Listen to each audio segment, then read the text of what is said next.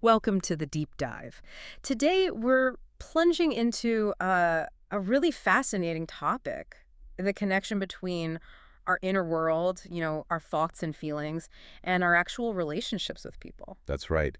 We're talking about harmonious human relations and, maybe surprisingly, the power of your own mind in shaping them. Yeah, we've got some sources here that offer some, well, really practical insights, stuff you can actually use. Exactly.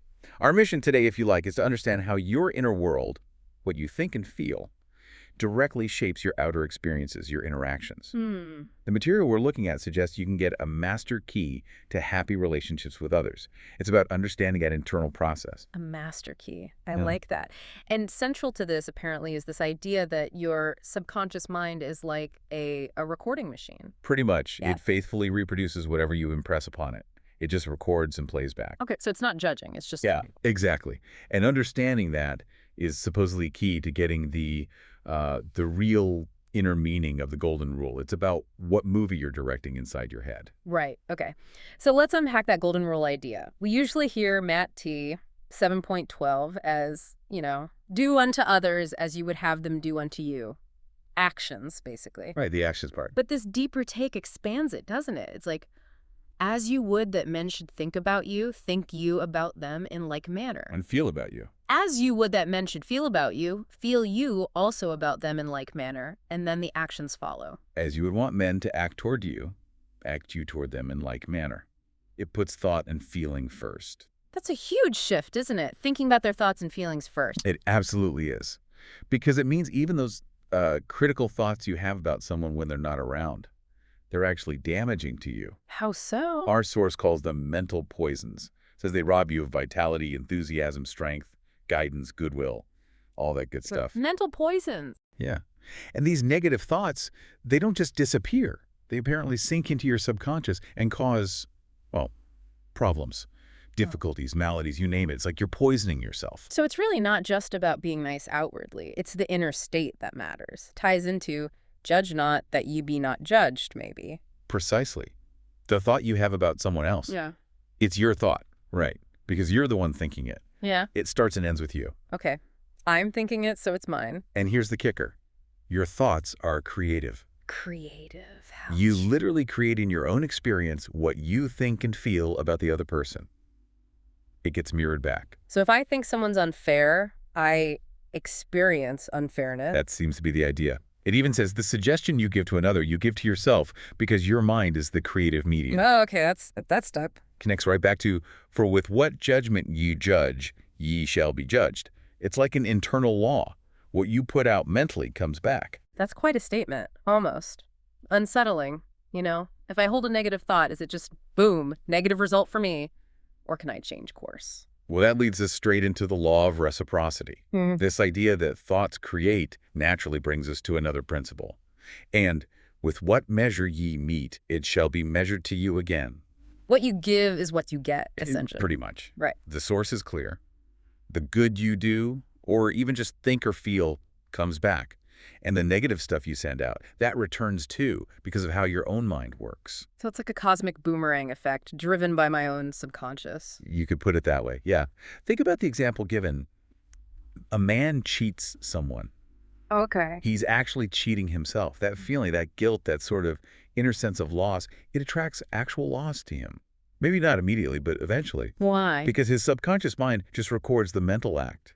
It reacts based on the mental intention or motivation. It's impersonal. It doesn't take sides. It just reflects. Impersonal and unchanging. Like a mirror, just showing what's there. Exactly. A cosmic mirror. Okay, that's a strong image. Let's make it more concrete.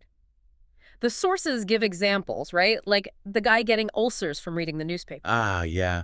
That's a powerful one. His constant reaction of anger and suppressed rage towards columnists literally gave him bleeding ulcers. Wow. Just from reading. Well, from his reaction to reading, that's the key insight he gained. What was it? It is never what a person says or does that affects him. It is his reaction to what is said or done that matters. So it wasn't the columnist's fault he got ulcers, it was his own anger. According to this, yes.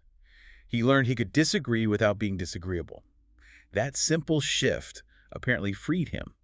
No more being constantly disturbed, annoyed, irritated. disagree without being disagreeable. That takes practice, I bet. Definitely. But it stopped the self-destruction. His anger was literally eating him up inside. He learned to stop feeding it. Makes you think twice about doom scrolling, doesn't it? Maybe check your own reactions. Absolutely. It points towards becoming emotionally mature, meaning you realize the whole chain, the thought, the emotion, the reaction, the act, it all happens inside your mind. You're in the driver's seat. Okay. So, internal control. Let's build on that. There's another story, right? About a workplace situation, a private secretary. Yes, this one really highlights how external friction can mirror an internal state. This secretary apparently hated women. Admitted she spoke to female colleagues in a very haughty, imperious, and irritable tone. Ouch. Not surprising it caused conflict then. Not at all.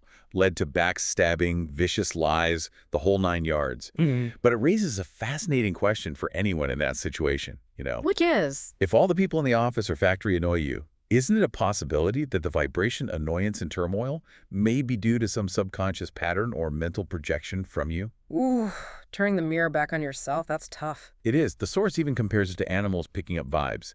Says animals pick up your subconscious vibrations and react. And that, well, many undisciplined human beings are just as sensitive. So people were reacting to her inner state. That's the suggestion. She was advised to use a specific prayer, focusing on spiritual values, to try and dissolve that internal hatred. What was a prayer? Something like, I think, speak, and act lovingly, quietly, and peacefully. I now radiate love, peace, tolerance, and goodwill to all people. And she'd affirm internally, I am going to think, speak, and act from the standpoint of the principle of harmony, health, and peace within myself. That's a powerful intention to set. Did it work? Apparently so. The key was her realization. There is no one to change but myself. Wow, that's it, isn't it? It starts inside. Humbling, but also kind of empowering. Very much so. And this internal shift plays out again in the story of the salesman, right? The one stepped for 10 years without a promotion. Exactly. He had great sales filters, but felt his manager just disliked him, treated him unfairly. And his inner state. Oh, it was a storm. His commute involved this vigorous conversation with himself, filled with criticism, mental arguments, recriminations, and denunciations of his sales manager. Just constant negativity aimed inwards about his boss. And that held him back. That seems to be the explanation. The sheer intensity and force of his silent thoughts and emotions, this internal attack on his boss, it lodged in his own subconscious. So it wasn't just affecting his mood, it was actually creating the boss's negative response. And causing him other problems, too. Many other personal, physical, and emotional disorders.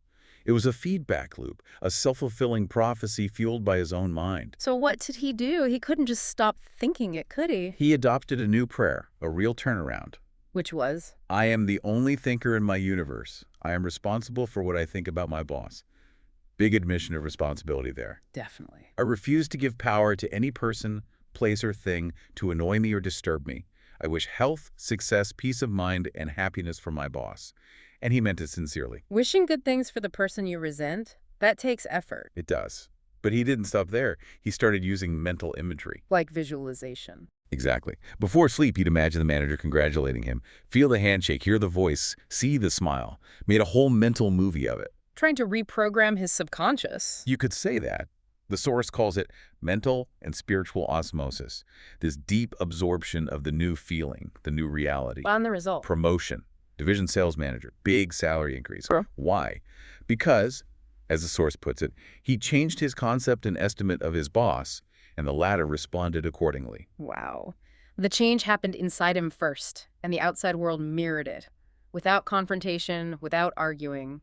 Just an internal shift. Makes you wonder, doesn't it? What else could change if you shifted your inner perspective? It really does. Okay, let's broaden out a bit. Freud said, unless the personality has love, it sickens and dies. What does love mean here? It's not just romance, right? No, not at all. In this context, it's defined as understanding, goodwill, and respect for the divinity in the other person. Seeing the best or the potential best in them. Understanding, goodwill, respect. Okay. And recognizing that, deep down, every man wants to be loved and appreciated. Everyone wants to feel their true worth. And the idea is the more you put that out love, goodwill, the more comes back. It's presented as a natural law, like attracts like. What about those really difficult people, though? The source calls them mental hunchbacks. Yeah, it's a striking term. It Yeah. means people who are maybe malconditioned, psychologically unwell, sick psychologically. It frames it as an illness or a condition, not just them being deliberately awful. Exactly. The point is compassion. You wouldn't condemn someone with TB, right? No, of course not. So the source argues you shouldn't condemn someone who's mentally ill or deeply wounded psychologically. Like you wouldn't hate someone for having a physical hunchback. Have compassion. Understand. To understand all is to forgive all. That's the powerful phrase used, yes. Mm. And forgiveness ultimately frees you. And then there's the misery loves company idea. People who are hurting sometimes lash out, right? Yes. The hateful, frustrated, distorted, and twisted personality often resists those who are peaceful, happy, and joyous. They might try to criticize, undermine, drag them down. So how do you deal with that without getting sucked in? Understanding why they might be doing it helps you remain unmoved, calm, and dispassionate. You see, it's about their pain, not about you.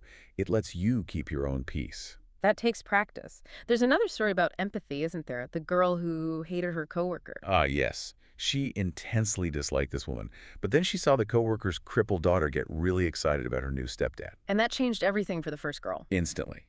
A complete shift in her feelings towards the coworker. It wasn't logic, it was empathy kicking in. Empathy defined as. The imaginative projection of your mental attitude into that of another. She started just for a moment to think and look out through the other woman's brain, feeling what the mother felt, what the child felt. Wow. Projecting yourself into their world, that dissolved the hate. Seems like it. But, and this is crucial, empathy doesn't mean being a doormat. Right. The source says appeasement never wins. Exactly. It's not about letting people manipulate you or walk all over you. You should be firm but kind and refuse to yield to things like temper tantrums, crying jags, or so-called heart attacks used to control you.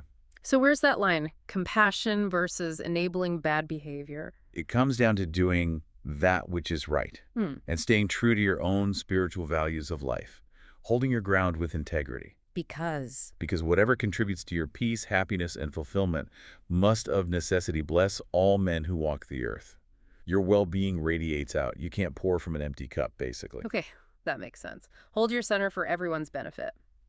Right, as we wrap up, let's maybe summarize some key takeaways, the real profitable pointers from all this. Good idea. Actionable points. Okay, first, your subconscious. It's recording everything.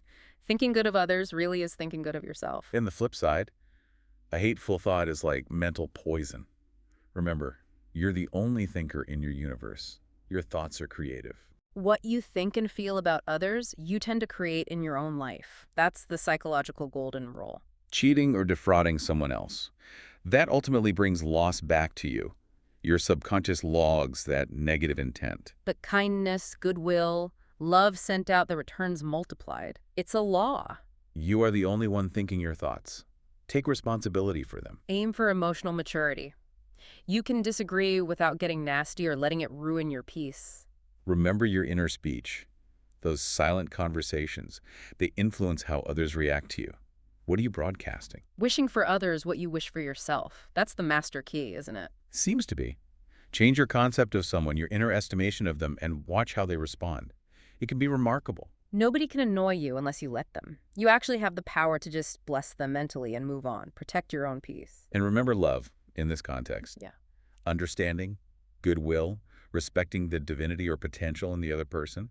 It's a conscious choice. Have compassion for the mental hunchbacks, those struggling psychologically. Understanding leads to forgiveness. And genuinely rejoice in other people's success. Don't be envious. Celebrating their good fortune actually attracts good fortune to you. Stick to your ideals. Do what's right for your peace and fulfillment. What blesses you ultimately blesses everyone. Don't get pulled off course. And finally, maybe the simplest point. All you really owe anyone is love, which just means wishing them well. Health, happiness, all blessings. That's it. This whole deep dive, it really shifts the focus, doesn't it? Away from trying to change other people and onto mastering your own inner world. Absolutely. The power isn't out there. It's right here inside you, waiting for you to direct it. So a final thought for everyone listening. Yeah. Maybe consider a relationship you have right now where there's some friction, some difficulty. Ask yourself, what's the usual inner speech I have about this person? What story am I telling myself? And then think about what new mental movie you could start playing instead. What positive outcome could you visualize? What different interaction could you imagine and feel? Just try it. See what happens when you change the inner picture first. That's something powerful to reflect on.